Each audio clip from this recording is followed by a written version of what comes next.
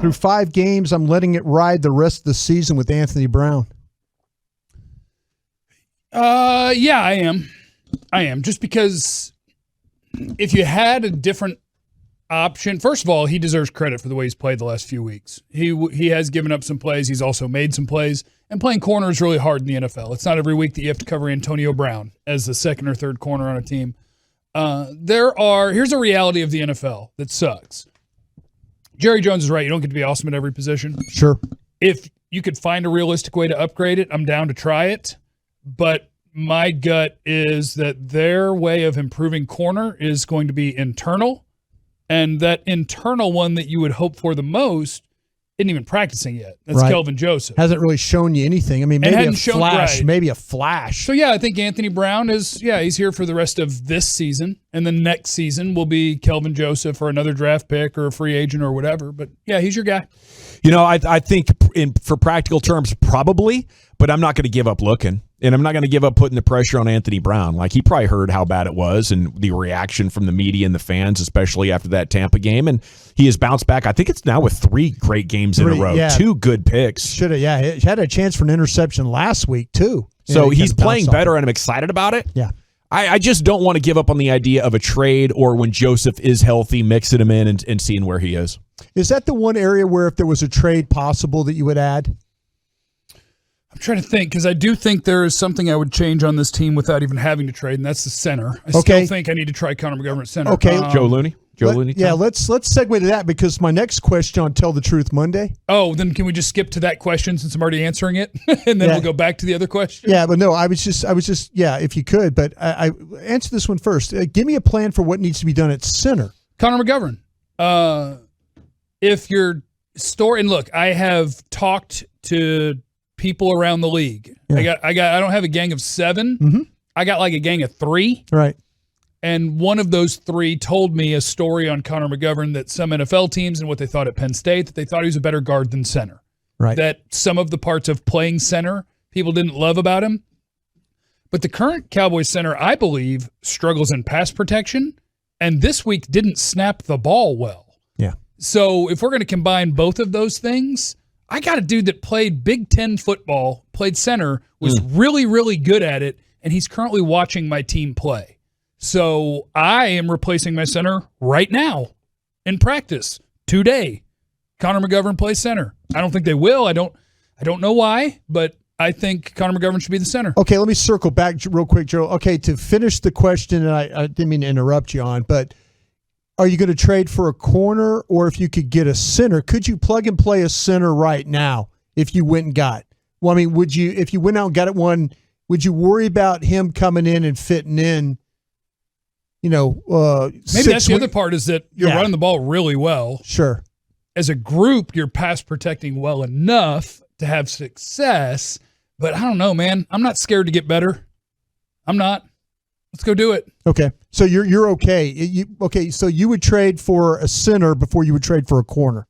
If you could trade. No, because I already have my center. My center's sitting here watching football. Just put him in. Okay. So I guess you would trade for a corner first. Okay. General, I mean, I'm going to ask you, do you have a plan for center? Or you like what Jeff's talking about there? Well, I'm going to trust the coaches here that McGovern's probably not better than Biotish. That's all I got to add to that. They should have brought back Joe Looney. Joe Looney wouldn't cost you much right now. He's stronger, experienced, and he is at least, not going to get pushed over and bullied as much as Biotish has. Yeah, I kind of feel like, though, I remember watching Penn State McGovern play, and I remember there was problems with snap, step, engage, finish.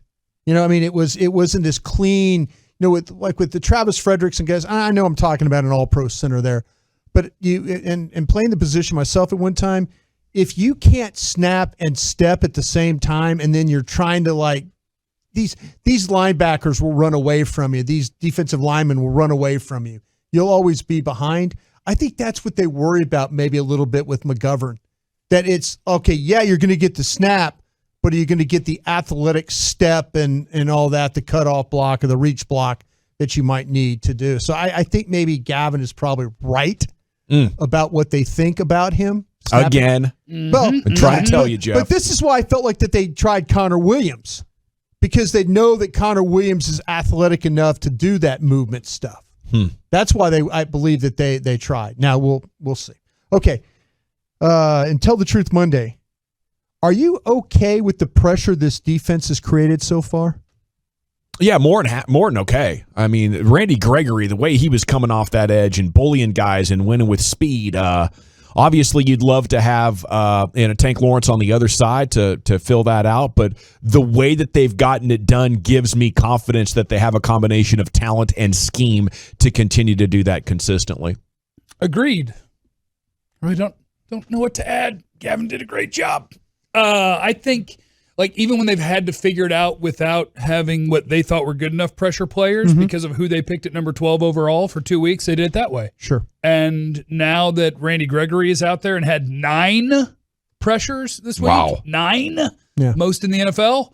I think you've got enough individuals getting it done that not only am I okay with the pressure they've gotten so far, I still think when you're asking this much of rookies that it's possible that this year the turnovers even out and you don't turn people over 2 times every week. And we look at this They're defense. on a heck of a streak for doing that. Yeah. Yes. And so I think it's still possible that we look back and we go, oh, man, what a run they were on.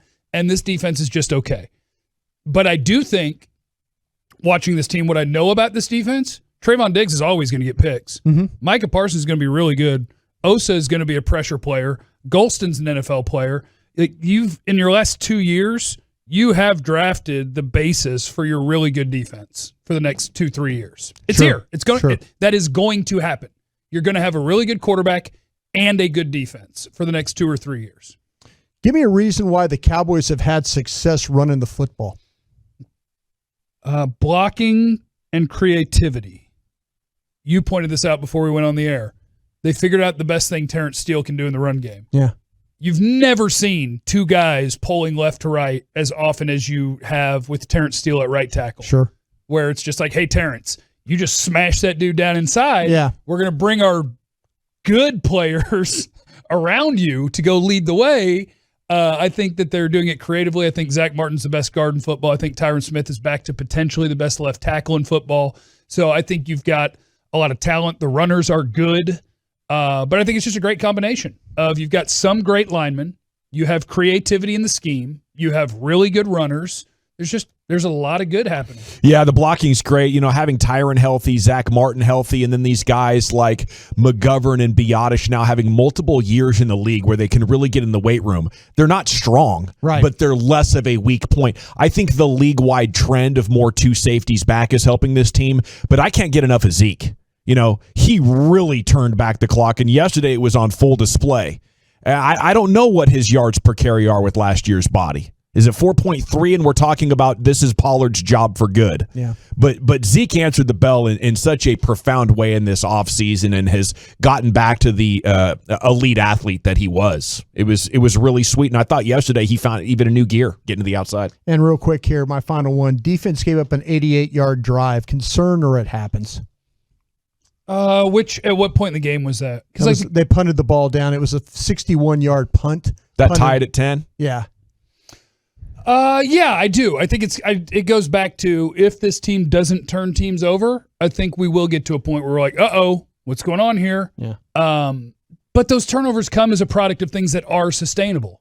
Osa winning, Randy Gregory winning, Micah Parsons getting after the quarterback, and Trayvon Diggs can catch. Like those things, they may be pretty darn sustainable. But yeah, I'm concerned that this is still a below average defense that's being skewed by the turnovers. General? I'm trying to pull up that drive real quick. 12 plays and 88 yards and 551. I would say overall your defense had a great day. You held them to 20, and they had, one good drive right there. I'm not concerned with it, although I want to respect what you guys are saying about, the football knowledge that if you have a defense that's going to give up an 88-yard drive, maybe that is a red flag. It's not a great shutdown defense. It's an opportunistic defense that's being schemed well. Yeah. But I still think overall the defensive performance, it's pro football. There's some good players over there. They're going to have one good play or a couple of good drives on you. Yeah. You know, I think they did have a 3rd and long. They were about to get out of that at about their 35-yard line, and one hit, you know, and that's unfortunate, but it happened.